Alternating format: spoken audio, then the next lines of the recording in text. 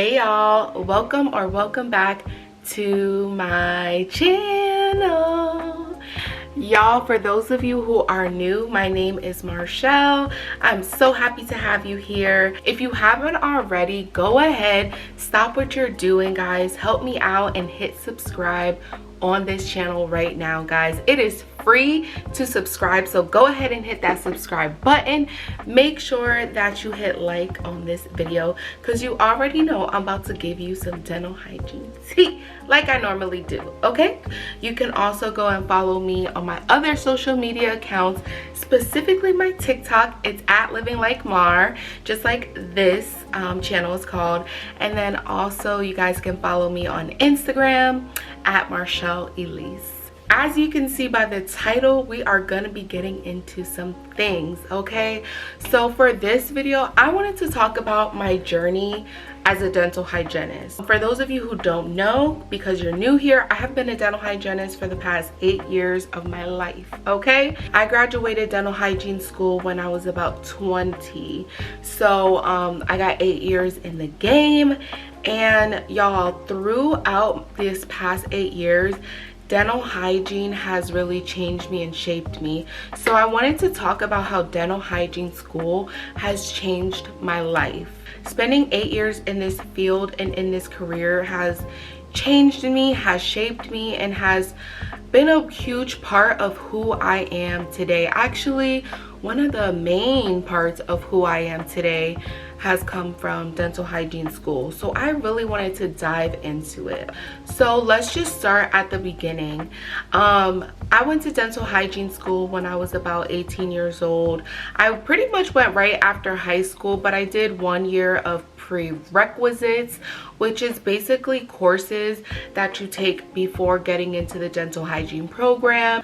For those of you who are already in the dental hygiene field or are currently in school for it, you would know that the dental hygiene program is no joke. I remember being in the program and my teacher said something that resonated with me. She said, if you can get through this program, you know you can do anything in life. One of the first things that dental hygiene school taught me was resilience. The reason why I say resilience is because every Monday we had an exam, so every weekend was spent studying. I actually remember when I was in the program, my friends that I had at the moment, I mean, well, they're still my friends, but my friends that I was hanging out with heavy at the time, you know, we would go out and have fun together. They were just like completely like, you're in a secret relationship, you're doing this, you're doing that. Like, they were like so suspicious of what I was doing, but I'm like, I promise you, I'm not doing anything. I'm just cracking down. Like, I need to finish this program. Like, there's a greater goal at stake here. And that is resilience, to be 18, 19 years old and to be telling your friends like, no, I'm not going out, I'm not gonna come over, I'm not having fun, to watch all of them on social medias and to hear all the stories of all of them being together, having a great time, and me just kind of being isolated because I had to, because I'm like, I need to do this program. It's nothing but God that pushed me to be that resilient at that age, being that I was the person that I was. I was a party girl. We don't have to get into all those details, okay? I'm just gonna say I was a party girl, okay? I was a party girl. So for me to come from that and to be like, no, I'm going to do this, I have to do this, is nothing but God, because I could have honestly just given up. Another reason why I say resilience is because I had to get patients into the door. For the dental hygiene program, there's certain requirements that you have to meet, and in order to meet that, you have to have patients coming in to get their teeth cleaned. For those of you who don't know, some of the things that they would require is like, you have to have a patient with 3 medical conditions. You have to have a patient with tartar that's built up above their gums. You have to have a patient with tartar built up below their gums. You have to have 3 children come into the clinic. There were all of these different requirements that we had to have so that we could basically test, right? Like they wanted us to bring in these patients so that we could be tested in these certain categories. That's really hard to do when you're bringing in all your own patients. Now, I know some dental hygiene programs, they help you out with patients, or you're working in a dental clinic, so they'll coordinate with the dental clinic and you'll get patients that way. That just wasn't the case for me. Don't get me wrong, we did have a list of patients who, you know, would come into the school to get cleanings, but there was not a lot of them. There was 40 students and there just was not enough of those type of patients. So most of the time, you guys, I was bringing in my own patients.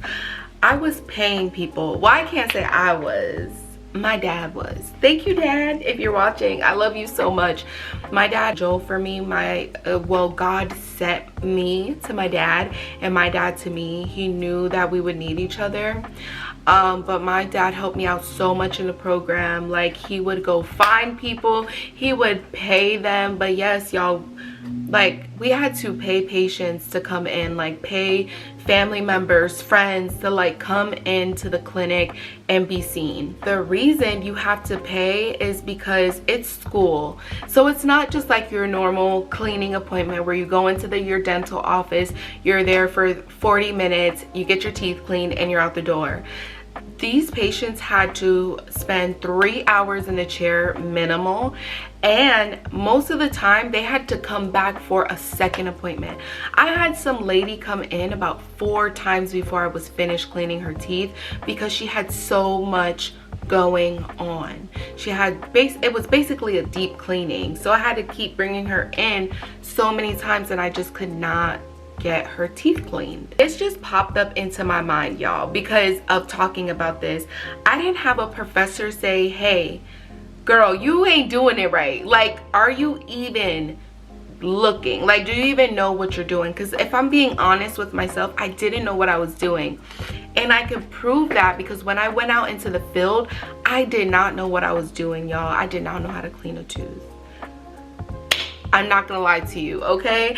It's embarrassing, it makes me cringe, but it's my story. I didn't know what I was doing when I went out into the field. I'm not gonna say I was slow, but child, I was acting slow. Like, I didn't watch a video or nothing to try to figure out how to clean teeth. Like, what am I doing? I just really went in blindly. I actually did a story time about this. If you guys want to hear more about that, it's actually really funny, then you can go scroll on my page and find that story time. But yes, y'all, I had no idea what I was doing, and this just came up into my mind how the Bible talks about what the enemy, I don't know the exact word, but what the enemy purposes for evil, God will turn it around for your good. Because why is it that I didn't have an instructor be like, hey, let me pull you aside, you're not doing things right. Like, this lady shouldn't have come back 4 times. Let me sit down and let me show you what you're doing wrong. Let me teach you how to clean this lady's teeth. Let me watch you. Let me truly watch what you're doing and correct you. Let me let you know that I didn't have loops at the time. For those of you who are not familiar, loops are basically magnified special glasses to help you see tartar and plaque better. I didn't have a teacher be like, hey, you really need loops. Like, I didn't get loops, and I was like there was probably only like 2 of us who didn't get loops in my class of like 40. Most of the people had loops, but they were another expense, and I didn't have money, and I really didn't want to ask my dad to pay $1,400 for loops. But if a teacher would have sat me aside and said, you need this, like, you're not seeing what you're doing, then that would have made all the difference.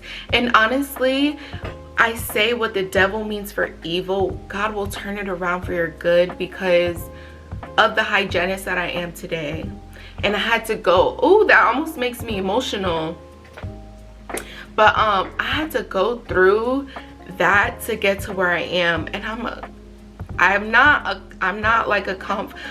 cocky person, because none of it was me and all of it was God. But God really turned that around for my good and made me such an amazing hygienist. And then also now I'm able to share on this platform some tips and some tricks, and share my story so that other people don't have to go through it, because some of it sounds like common sense, but when you're a young girl and you come from nothing and you're trying to make something out of yourself, you never know. So you know, there's always somebody out there that could benefit from your testimony and from your story.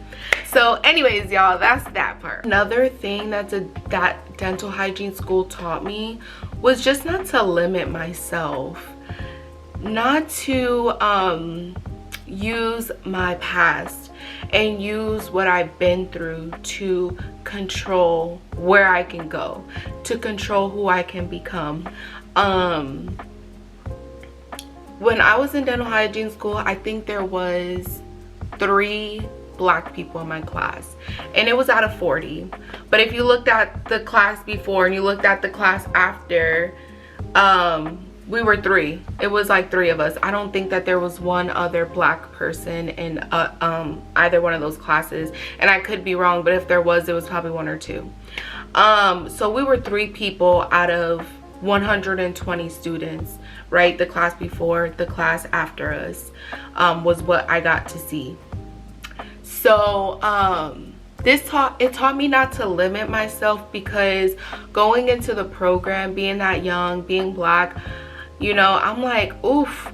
And like I said, you know, I don't know if I shared this story. I didn't get accepted right on time. I was a late admission. I actually was waitlisted, and God opened up the door just when I thought my life was over, when I was like, I don't know what else I'm gonna do. I didn't get into this program. God opened up the door for me to be accepted. When I was going through the program, there were girls failing out. There were people quitting. And some of the people that were failing were people that were accepted early on in the program. And I was a late admission. I didn't even really get in. I was waitlisted, and I ended up getting in because somebody must have said at the last minute, I'm not gonna go. All glory to God. That showed me, like, once I graduated, I'm like, don't limit yourself. Don't limit yourself because of what you look like or what you've been through. Like, you can come out on top. I'm trying to get into reading the word, but I'm not there yet. But I know that there's a scripture where God says the last shall finish first. And when I look over my life and I look at the dental hygiene program from when I was 18 years old and starting till now at 29, the last shall finish first. Amen. God has favor over my life because he does, and because I love him, and because I cherish him, and he's granted me favor and grace and mercy. But he was doing that even before I was cherishing him. He was already granting me favor, grace, mercy, and all the things. And because I recognize that it wasn't me, I recognize that it was God, I have favor. I do, and that I believe. And with that being said, one of the last things that I wanted to say, how dental hygiene school changed my life, was it got me close with God.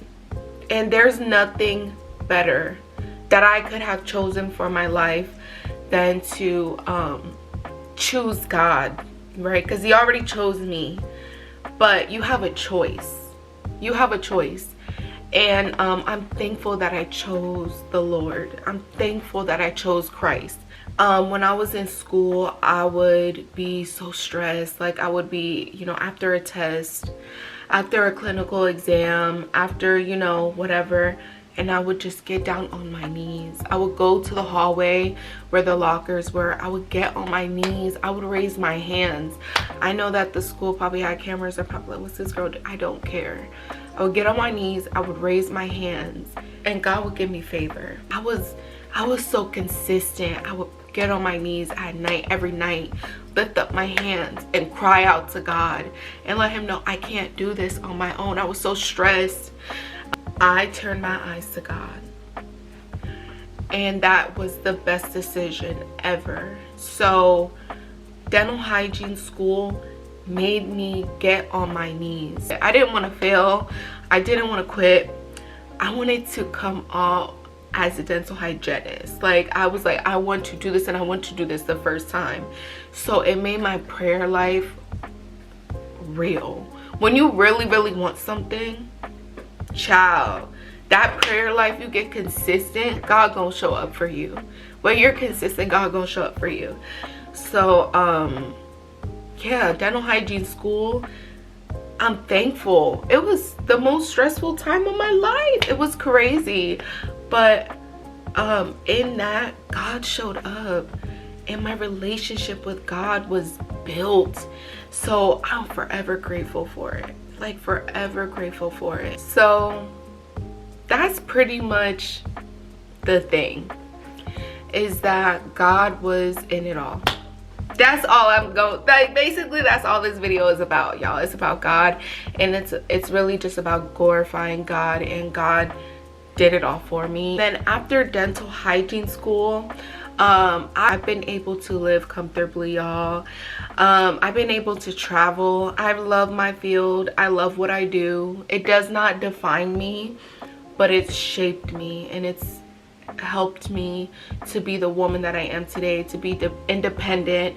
It's helped me to afford the lifestyle that I want. No, I don't have everything. Absolutely, I need more money. Trust me, I need more money. I would love to make more money, but it's helped me to live comfortably and to not struggle and to not have any, you know, true like needs. And for that, I'm grateful, because I recognize that not everybody is that fortunate. So yes, that is the end of this video. If you watched up until this point, thank you so much. Yes, y'all, make sure that again you subscribe to this channel, you hit like. I love you guys. I will see you guys all in my next video. Bye.